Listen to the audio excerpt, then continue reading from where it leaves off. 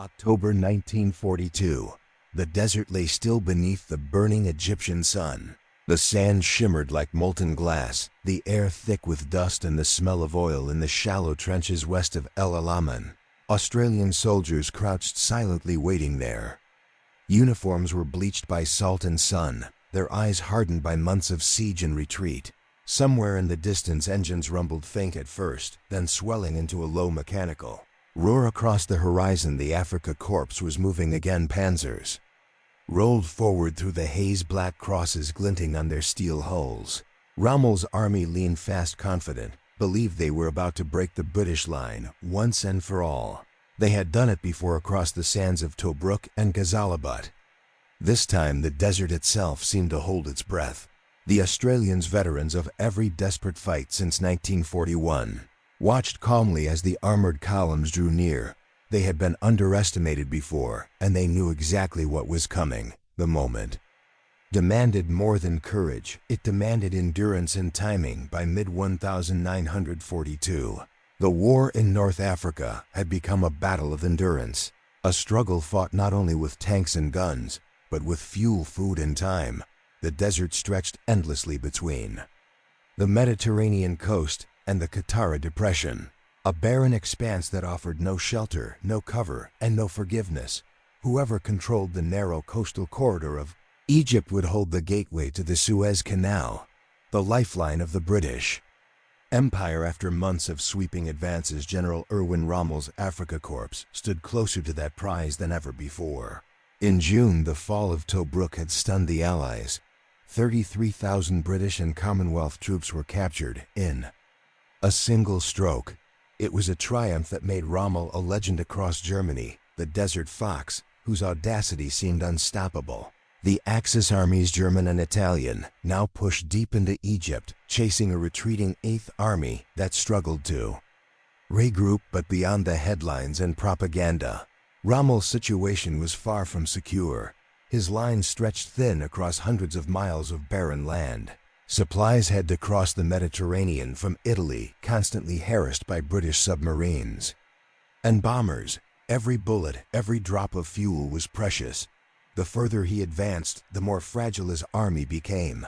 British command understood this. Under General Claude Auchinleck, they decided to make a stand west of the Nile Delta at a small railway halt called El Alamein. The location was perfect for defense.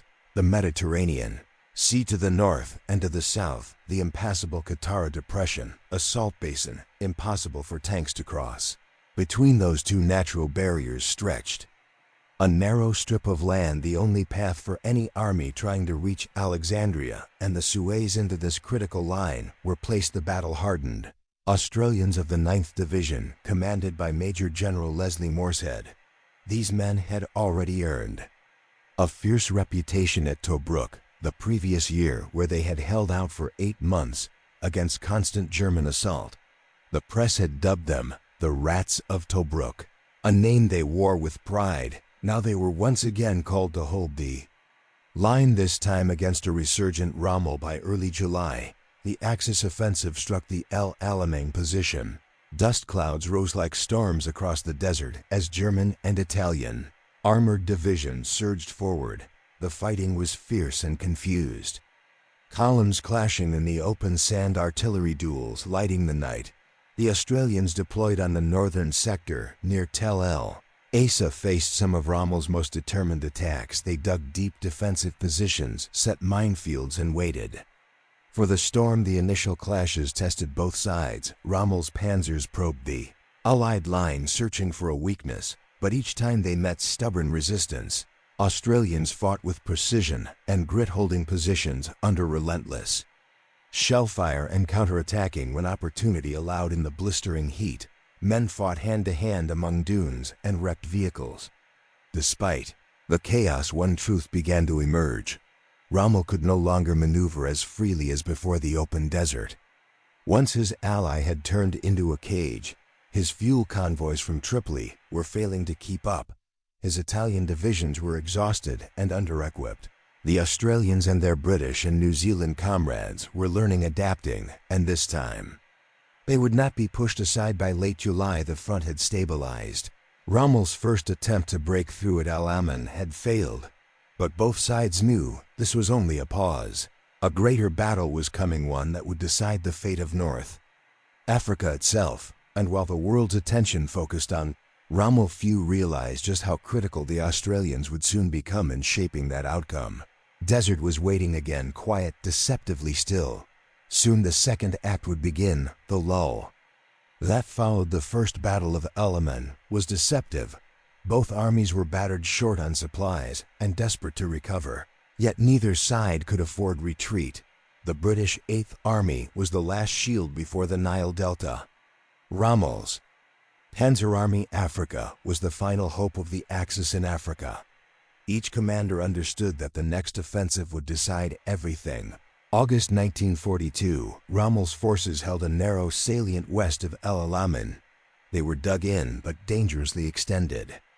The Desert Fox himself was exhausted and ill, suffering from chronic stomach ailments. Still, he pressed his superiors in Berlin and Rome for reinforcements, new tanks, ammunition, and above all, fuel. But the Axis supply chain was disintegrating. Allied naval and air power had turned the Mediterranean into a death trap. Convoys from Italy rarely arrived intact. Rommel's panzer divisions, once symbols of speed and surprise, were now running on fumes. The Allied side change was underway. General Montgomery assumed command of the 8th Army in mid-August. He inherited a weary but still capable force. British, Indian, South African, New Zealand, and Australian divisions. Hardened by 2 years of desert warfare, Montgomery's task was not to retreat or merely defend, but to restore confidence and rebuild strength for a decisive blow. His words were simple: "We will stand and fight here. If we can't stay here alive, then let us stay here dead." For the Australians, that promise carried weight. They had held Tobruk when no one else could, had faced the same panzers across shifting dunes and endless skies. Under Moorehead's steady leadership, discipline and morale remained strong. The men had learned how to fight Rommel not by chasing his tanks across the desert, but by letting him come to them, by holding ground, by striking at his supply lines. Throughout September, preparations accelerated. Montgomery reorganized the 8th Army, focusing on logistics and deception. Thousands of tons of supplies, shells, and fuel were brought up to the front lines. Dummy tanks and vehicles were placed in the southern sectors to mislead. German reconnaissance air superiority, once a dream, was becoming reality thanks to the relentless work of the Desert Air Force. Meanwhile, Rommel's situation grew desperate. His intelligence officers reported the buildup of Allied strength, but he had no means to counter it. The Italian high command, stretched thin across multiple fronts, could send only token reinforcements. German high command, preoccupied with the Eastern Front, offered little more than words of encouragement. By October, Rommel's army, once feared for its mobility and precision, was worn down to less than half its original strength. Still, he planned to attack. Rommel believed that waiting meant death. If he could strike first, break the British line before Montgomery's buildup was complete, he might yet reach Alexandria and force Britain out of Egypt. On the night of September 30th, his panzers once again rumbled toward the front. But the Australians and their comrades were ready. Minefields, anti-tank guns, and deep trenches turned the desert into a fortress. Rommel's attack failed to gain ground, his units shredded by artillery fire and mine explosions that lit the horizon like lightning. When dawn broke, the Australians counterattacked. At Tel El Asa and Tel El Iba, they surged forward through smoke and sand, capturing prisoners and destroying enemy gun positions. These limited offensives had one goal: to seize the initiative and wear down the enemy before the main Allied offensive began. Every yard gained forced Rommel to react, to burn more fuel, to commit reserves he could not afford. As October began, the stage was set. Montgomery's plan, codenamed Operation Lightfoot, would begin on the night of October 23, 1942. The Australians would play a central role on the northern flank, anchoring the advance that would break open the Axis line. They were no longer the underdogs of Tobruk. They were the hardened veterans of a war of attrition, ready to meet the Desert Fox once more, this time on their own terms. The desert was silent again. But beneath that silence lay a storm about to erupt. And when it did, the fate of an entire continent would hang in the balance by the time Alamein erupted again in October 1942. The men of the Australian 9th Division had been at war for nearly 3 years. They were no longer the fresh volunteers who had landed in the Middle East in 1940. These were men carved by heat, exhaustion, and relentless combat. Their hands were burned by rifle barrels, their faces scarred by sand and sun. In the trenches near Tel El Asa, they lived in a landscape that defied life. Flies swarmed in the millions. Water was rationed so tightly that a soldier's daily allotment could barely wash a face. Every movement kicked up dust that clung to skin and food alike. The air smelled of cordite and diesel mixed with the sweet rot of spent fuel and burned rubber. And yet, amid this desolation, morale was strong. The Australians had built a reputation as fierce, stubborn defenders, the men who would not yield. They carried with them the legacy of Tobruk, a symbol of defiance etched deep into their pride. Letters home spoke of weariness, yes, but also of purpose. "We've held before," one soldier wrote, "and we'll hold again. If Rommel wants Egypt, he'll have to walk over us to get it." What gave them strength was not only discipline but camaraderie. Each man trusted the one beside him. Units fought like families, rough in humor, fearless in crisis. They knew that in the desert survival depended on that bond more than anything else. When the bombardments came, men crouched shoulder to shoulder in their trenches, clutching helmets, waiting for the roar to pass. When the order came to advance, they moved as one across minefields, through dust storms, past the twisted hulks of tanks still burning from the day before. Each fought not for grand strategy, but for the man next to him, for a patch of ground that meant survival. Their endurance would soon prove decisive. Alamein was not a place of beauty. It was a choke point, a narrow corridor between sea and depression, perfect for defense. Montgomery and his staff understood that victory here would depend on engineering as much as courage. The Australians were placed in the northern sector, where the terrain favored a combination of infantry and anti-tank defenses. Minefields became the silent killers of the desert. The British and Commonwealth engineers laid over 500,000 mines in belts that stretched for miles. They called it the Devil's Garden in the Australian zone. These fields were carefully mapped and covered by overlapping arcs of fire from 6-pounder and 2 5-pounder guns. Every approach route had been calculated, every dune registered by artillery observers. Rommel, for all his brilliance, could not bypass such fortifications. His entire reputation had been built on speed, on striking where the enemy was weakest. But at Alamein, there was no flank to turn, no open desert to exploit. Only a narrow front where every move invited counterfire. The Australians' tactics were simple but deadly effective. Hold, absorb, and strike back. They allowed the enemy to exhaust himself in frontal assaults, then launched counterattacks to reclaim ground and capture prisoners. These small-scale operations, executed with precision, gradually eroded Axis strength. Each position was a fortress built of sandbags and discipline. Infantry platoons were supported by machine guns, mortar, and well-camouflaged anti-tank positions. Artillery coordination was tight. When one sector came under attack, batteries miles away could bring down a curtain of fire within seconds. Australians had mastered the art of desert defense, using camouflage, deception, and terrain to offset the Axis advantage in armor. Even in daylight, their positions were hard to spot. At night, patrols slipped through no man's land, gathering intelligence and laying fresh mines. Rommel's men began to call them the ghosts of the sand. Their methods were not glamorous, but they worked. Every failed German probe cost precious fuel and irreplaceable equipment. The line held day after day, week after week, until finally it was no longer just a line of defense. It was a trap waiting to spring shut. The Australians were ready to play their part in Montgomery's grand plan, a calculated, methodical offensive designed to destroy the Afrika Korps once and for all.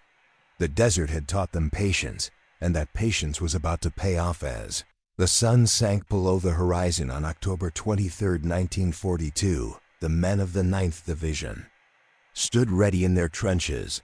The stillness before the storm was almost unbearable in the distance. The first Allied guns were being loaded. The night would soon erupt in thunder, and the desert technology was survival. Machines broke down faster than men, and the side that maintained them longest held the advantage at Alamein. Both armies knew that every tank, every gun, every aircraft mattered. Rommel's Ansfeired Panzers, the Panzer III and IV, had carried him across North Africa, but by late 1942, they were showing their age. Many were worn out, their engines choking on sand, their turrets grinding from constant use.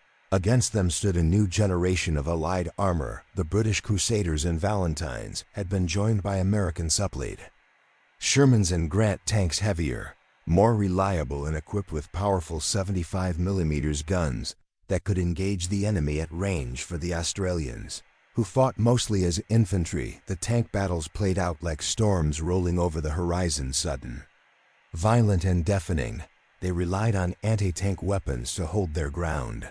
The 6-pounder gun, light yet lethal, became their guardian angel. Concealed in sandbagged pits, it could pierce the armor of a Panzer III from over 1,000 meters. Each gun crew knew that survival depended on precision. One shot too late, and a German shell would find them first. Above them, the sky had changed hands. The Desert Air Force, now bolstered by Spitfires and Kittyhawks, had gained control of the air. They hunted Axis convoys by day and strafed supply dumps by night. The Luftwaffe, once dominant, was stretched thin across multiple fronts. The result was devastating for Rommel. His tanks could barely move without attracting an airstrike. Technology alone did not decide the battle, but it shifted the odds. For the first time in the Desert War, the Axis no longer had the advantage of mobility. Their tanks were trapped in a web of Allied firepower, while their supply lines disintegrated under constant bombardment. In the sand under that vast, indifferent sky, the Australians felt the change. They could hear it in the thunder of their own guns, in the deep growl of engines that no longer belonged to the enemy. The Condi balance had shifted slowly, decisively, and irrevocably. Men defined the human face of Alamein, one German, one Australian, Erwin Rommel. The Desert Fox was admired even by his enemies. Bold, daring, and charismatic, he had turned a campaign of scarcity into a legend of maneuver warfare. But by 1942, that legend was cracking. His genius had always thrived on momentum, rapid advances, surprise attacks. Now at El Alamein, he faced an enemy that refused to move, an opponent who forced him into the one kind of war he hated most. A siege. Rommel was still a master tactician, but exhaustion clouded his judgment. He was operating on limited intelligence, with sickening shortages of fuel and ammunition. His pleas for reinforcements went unanswered. Worse, he was fighting an opponent who had learned from him, one who had studied his every move. That opponent in the northern sector was Major General Leslie Morshead. Unlike Rommel, Morshead avoided the spotlight. A former schoolteacher from New South Wales, he was methodical, disciplined, and unrelenting. His soldiers called him Ming the Merciless, not out of resentment, but respect. He demanded precision, every trench dug properly, every field of fire mapped, every plan rehearsed. His motto was simple: no surrender. It was Morshead who had turned the defense of Tobruk into a symbol of defiance. Now at Alamein, he applied the same principles on a larger scale. He believed in control of men, of timing, of the battlefield itself. Where Rommel gambled, Morshead calculated. Their duel was indirect but deeply personal. Rommel's attacks repeatedly crashed against Morshead's lines, and each time they held reports from German prisoners, spoke of impenetrable defenses, of Australian counterattacks that came without warning and vanished just as fast. While Rommel commanded from his forward HQ, pale and gaunt, Morshead moved quietly among his men, inspecting positions, encouraging officers, and reminding them of their duty. Both men were exhausted. Both understood that this was not just another battle. It was the moment that would define them forever. For the men of the Afrika Korps, El Alamein began with confidence. Many had fought through the triumphant campaigns of 1941 and 1942. They had chased the British across Libya, captured Tobruk, and driven Deep into Egypt, they believed in their commander and in their invincibility, but as October wore on, that confidence began to crack.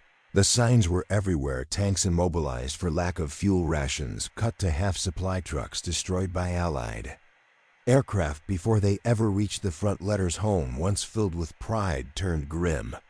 "The sand has become our enemy," one German mechanic wrote. "We repair the same tank 3 times a day. There is no rest." When the Australians attacked, their precision stunned the Axis troops. They struck swiftly without warning under cover of darkness and smoke. The Germans were used to being the hunters. Now they were being hunted. Captured officers spoke later of disbelief. "We had been told." The British were weak, one recalled, but the Australians fought like iron. The Afrika Korps had never faced such relentless resistance. Rommel's men began to sense what he already knew: the desert, once his ally, had turned against him. Confidence that had carried them across continents was replaced by something colder: the realization that the tide had turned. And when the guns finally roared to life on the night of October 23, 1942, they understood what their commander had feared most: that this battle would not be another victory, but the beginning of the end. Morning of November 3, 1942, dawned red and dust-choked over the shattered desert. What had begun as a stalemate was now unraveling into chaos, but not for the British. The Afrika Korps, once Rommel's pride, was breaking apart by now. Most of the German Panzer III and IV tanks lay wrecked across the desert, their burnt hulls marking the line of Rommel's failed counterattacks. Ammunition was low, fuel reserves were gone, and the men who had fought tirelessly for months were running on desperation.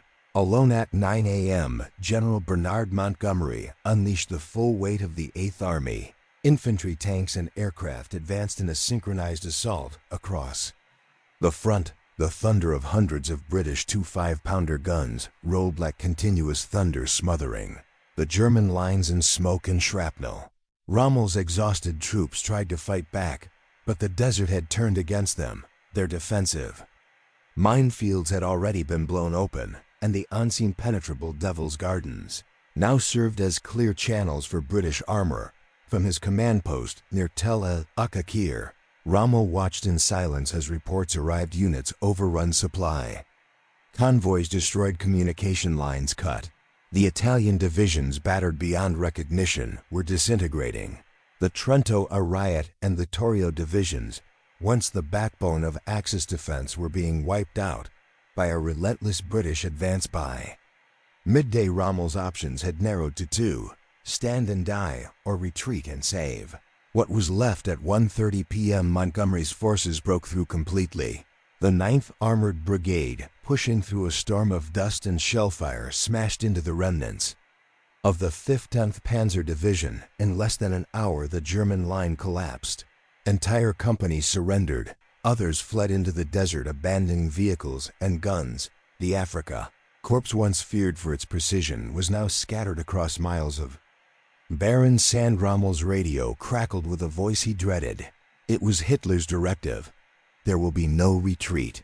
The army will stand fast to the last man. But Rommel knew it was suicide. He stared out across the desert, his field glasses trembling in his hands. He had seen defeat before, but never like this. The desert was no longer his ally. It was swallowing his army whole. That night, under a pale moon, Rommel made the decision that would define him. Defy Hitler. He ordered a withdrawal. It was chaos. Columns of trucks, tanks, and men moved westward under constant British pursuit. The retreat stretched for miles, a convoy of exhaustion and dust. The once-disciplined Afrika Korps was now a shadow of its former self, chased relentlessly by the 8th Army's armored spearheads. British reconnaissance aircraft circled above like vultures, radioing coordinates for artillery to strike the fleeing Axis columns. By dawn on November 4th, the last major Axis positions at El Alamein were abandoned. The battlefield that had been fought over for months was silent, save for the crackle of fires and the distant rumble of retreating engines. His war diary, Rommel later wrote, "The army was finished. Every man knew it. Every mile of desert was now against us." The victory at Alamein marked a decisive shift. For the first time in the North African campaign, The British had not only stopped Rommel, they had broken him. The once invincible Desert Fox was now leading a shattered army.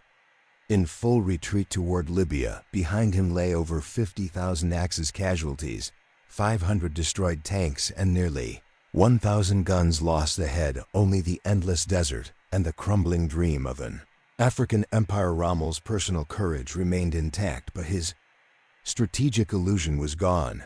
The desert he had once mastered had turned into a graveyard for his men and machines. As the sun set on November 4th, Montgomery sent a message to London. The Battle of Egypt is over. One phase of the war in Africa has ended. But for Rommel, it was the beginning of the end. His retreat would stretch over 1,000 miles, pursued relentlessly by the British, all the way to Tunisia. There the Afrika Korps would make its final stand, and as Rommel's convoy rolled westward into the fading light, he knew the truth. Alamein had ended the dream of Axis Africa. The victory belonged not only to strategy but to endurance, to the ordinary soldiers who fought in dust, thirst, and fear, and to the leaders who refused to yield when the desert seemed unconquerable. The battle's outcome would ripple far beyond Egypt. It would shape the Allied momentum, shift global morale, and pave the way for the next great invasion of Axis-shelled territory. Operation Torch the Allied landings in North Africa. But before that came the aftermath, the reckoning of what Alamein had truly cost and what it meant for both sides of the war. The smoke of Alamein lingered for days, drifting across dunes littered with wreckage and silence. The battlefield stretched for miles, a landscape of twisted steel, blackened tanks and bodies, half buried in the sand. The desert, once neutral and empty, had become a monument to destruction. When the guns finally ceased on November 5, 1942, the magnitude of the victory began to emerge. The 8th Army, battered but unbroken, had achieved what 2 years of desert warfare had failed to deliver: the decisive defeat of Rommel's Afrika Korps. For the British, it was more than a tactical success. It was redemption after the humiliations of Tobruk, Greece, and Crete. This victory restored faith in command, in technology, and in the men who had endured months of sand, heat, and uncertainty. Montgomery had promised Winston Churchill a victory, and he had delivered one so complete that Churchill later declared, "Before Alamein we never had a victory, after Alamein we never had a defeat." For the Axis the losses were catastrophic. Over 50,000 men were killed, wounded, or captured. The Italian divisions, decimated by continuous bombardment and attrition, ceased to exist as fighting units. The Ariete division, once proud of its tanks and courage, was annihilated in its final stand. Every tank destroyed, every officer dead or captured. The Afrika Korps, reduced to less than a third of its strength, was in full retreat. Rommel himself was devastated. His once-proud army was now a broken force limping westward across Libya, pursued day and night by Allied columns. For the first time his tactics, which had once bewildered and humiliated his enemies, had failed him, not through lack of skill, but through the relentless weight of Allied superiority. British supply lines, once vulnerable and thin, now stretched effortlessly across the desert. The Royal Air Force ruled the skies. Every German convoy or fuel truck was hunted down and destroyed from the air. The Afrika Korps could barely move. Its tanks were useless without fuel, its soldiers demoralized and starving. The long columns of German and Italian prisoners marched eastward toward Cairo, toward captivity, silent, beaten, but still disciplined in their misery. Montgomery, meanwhile, refused to rush, though Churchill pressed for the complete annihilation of the retreating Axis forces. Montgomery chose caution over chaos. He advanced methodically, securing each line of supply before pushing forward. His goal was not speed, but permanence, to ensure the enemy would never recover. Back in Berlin, the news struck like a thunderclap. Hitler had believed Rommel invincible. Propaganda had made the Desert Fox a legend, the perfect symbol of German ingenuity and daring. Now that legend lay shattered in the sands of Egypt. In private, Hitler raged. In public, the German high command downplayed the defeat as a strategic withdrawal. But the truth was undeniable. The Axis dream of controlling North Africa was dead in Cairo, Alexandria, and London. The reaction was electric. Crowds filled the streets waving flags cheering the men who had turned the tide of war. For Britain, reeling from years of bombing shortages and loss, Alamein was hope made real. It was proof that Hitler could be beaten and that the tide had finally turned in favor of the Allies. Even across the Atlantic in Washington, American commanders watched closely.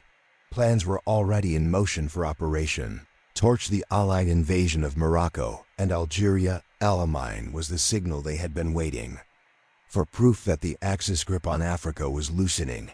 In a matter of days, American and British troops would land in the West, trapping Rommel between two Allied armies. For Rommel, the retreat westward was agony. His health deteriorated rapidly, ulcers, exhaustion and despair, yet he continued to command, refusing to abandon his men.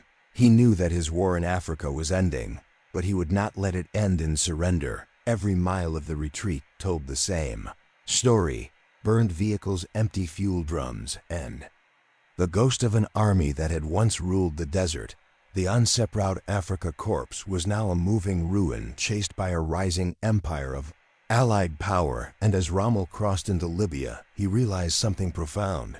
This was not just a battle lost, it was the end of a myth, the end of German invincibility. The retreat from El Alamein became one of the longest withdrawals in modern warfare. From the shattered ridges of Egypt to the collapsing defenses of Tunisia, Rommel's army, once a swift desert predator, was now a hunted remnant. Allied pursuit was relentless.